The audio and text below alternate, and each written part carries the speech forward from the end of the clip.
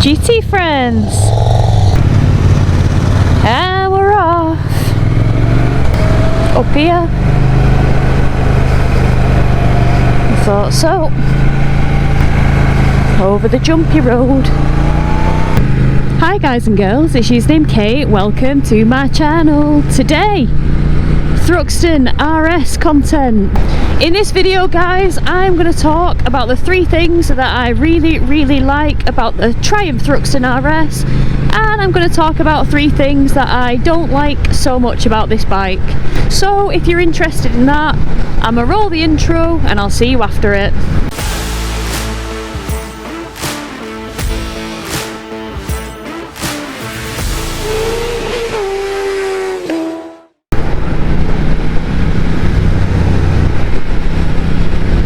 So one of the things that I absolutely adore about the Triumph Thruxton RS, and it's very much a subjective thing, but I absolutely am completely and irrevocably in love with the looks of the bike. Are we not overtaking?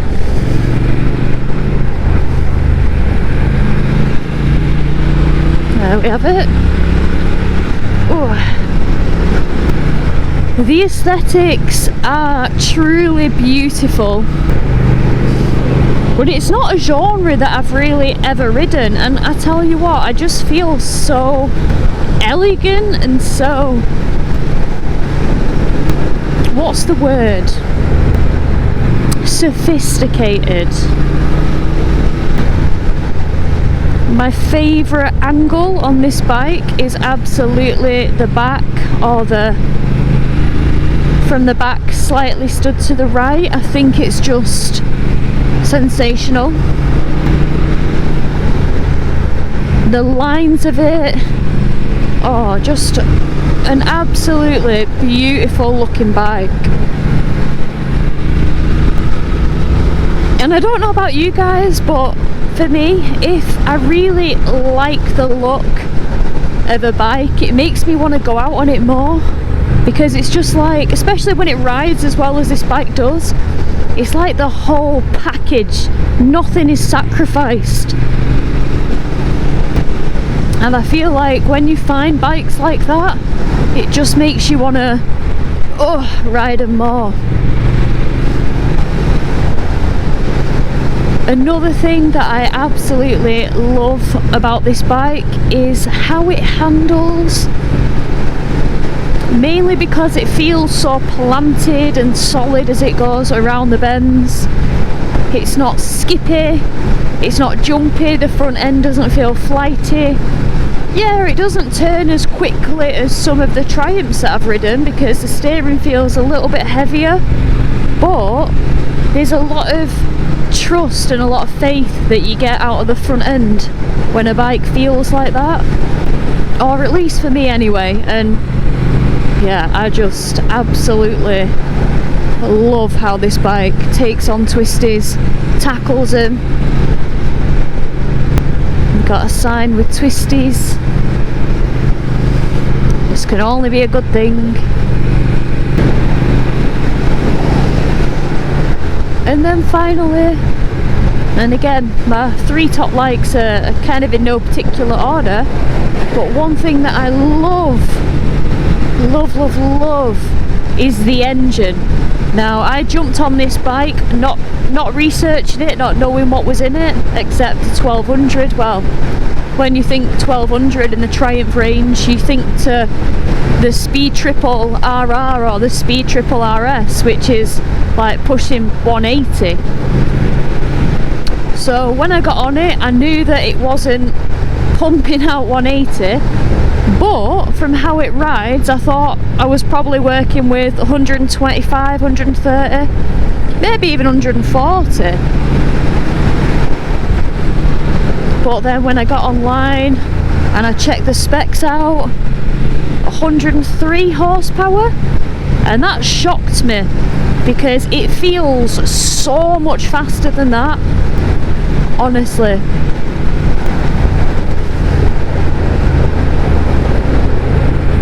Like, oh, just wang it round here, gorgeous. It's another reason why handling is in one of the things I love about this bike. Oh, it just does it so well. But anyway, back to the engine. So we have a parallel twin 270-degree crank. It sounds lovely. It almost doesn't sound like a parallel twin.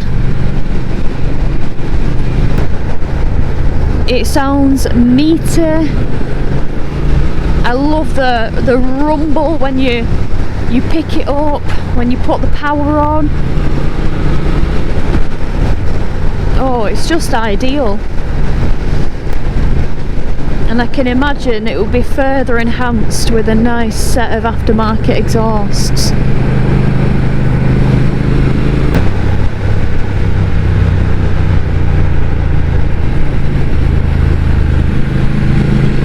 Oh man, absolutely glorious.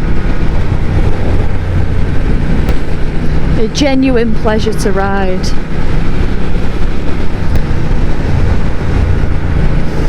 So with the 103 horsepower, we have 112 newton meters of torque, and this engine is proper torquey. I think that's what makes it feel so easy to ride. Like, I don't feel like I have to battle the bike. I feel like we are one. We've got the viaduct. Mike says we're pulling over. Oh no, a car we're going to overtake. Let's go, Eskimo. Oh, so I suppose this could be teamed in with aesthetics. I know I said my three things, but I'm gonna gush. I'm gonna be gushing about this bike. So I love the fact that at night the dash is red. Like, the numbers are red. It looks so beautiful. So I love that about the bike. Okay, now the three things that I don't like so much about the bike, and they're very trivial, you know, don't get ready for anything juicy. It's all very trivial stuff. The stand, I hate the stand. Where is it? Who knows? Pulled up at a coffee shop, all your mates have disappeared inside, and you're still trying to find the bloody side stand. Honestly, it is absolutely not the easiest to find, and it does me head in. You'd think you would get used to where it is and get to grips with it, but I still find myself fumbling around for it, which is not good. Full throttle, let's go, let's go. Ah! Oh yeah.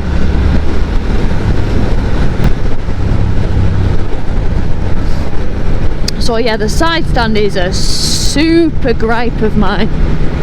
Wow, look at this wide boy. Another thing that I don't particularly like is how deceptively heavy this bad boy is. 197 kilograms. It absolutely feels pretty heavy just to push around. The steering feels heavy. Getting it in and out the garage, I thought it would feel quite light, but it really doesn't. She is a bit of a weight, bless her. And it's kind of crazy because this bike, the RS, has shed so much weight in comparison to the R version. So I feel like the R version must have felt pretty hefty to get in and out your garage. I think it shaved something like 7 kilograms of weight. That's a hell of a lot. So yeah, she's a bit of a fatty.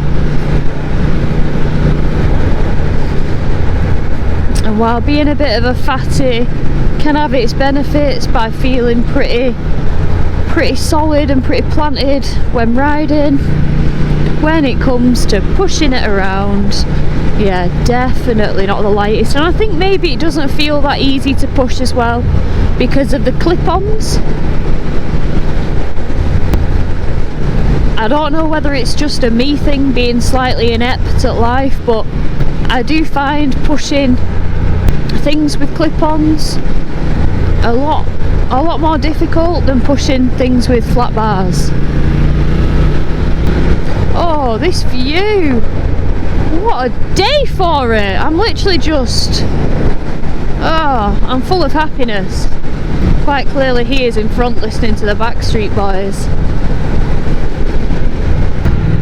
And then, finally, something else that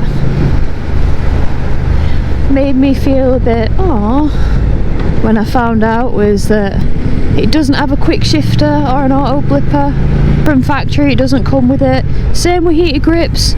We've got no quick shifter and blipper from factory. We've got no heated grips from factory. And we've got no cruise control from factory. However, I'm sure that one would argue as a cafe racer, if you're just racing to the next cafe, you're not really going to need your cruise control, are you? But also, to be fair, before I knew how much this bike cost, I would have put it down with all the hardware that it has. I'd have put it down at like £16,000, but when I checked the website and I saw that it's 14, like just over 14,175 pounds if you go for a black one, it made me think, okay, yeah, I'm not mad at that price. Look at that, what the hell? That's so cool.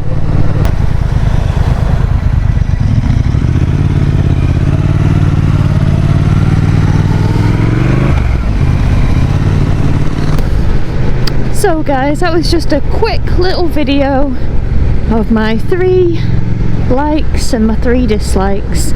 But of course, there's loads of loves about this bike. It's wonderful. I'm really enjoying riding it. I think getting out on it straight away on proper twisty roads has made me realise how much of a competent machine it is.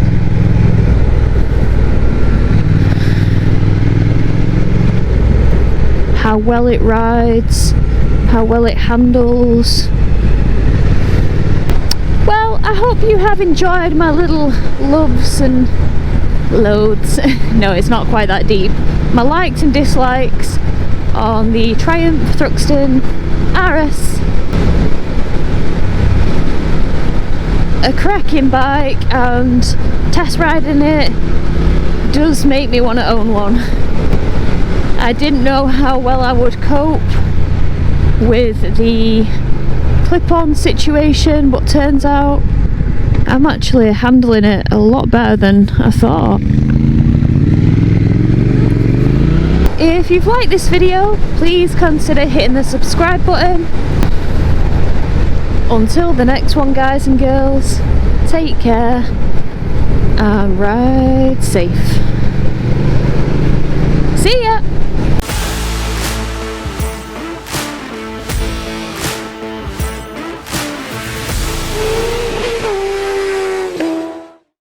Yeah, well, you're high. It's okay. I want it That way. Tell me why. Then but a mistake. Tell me why.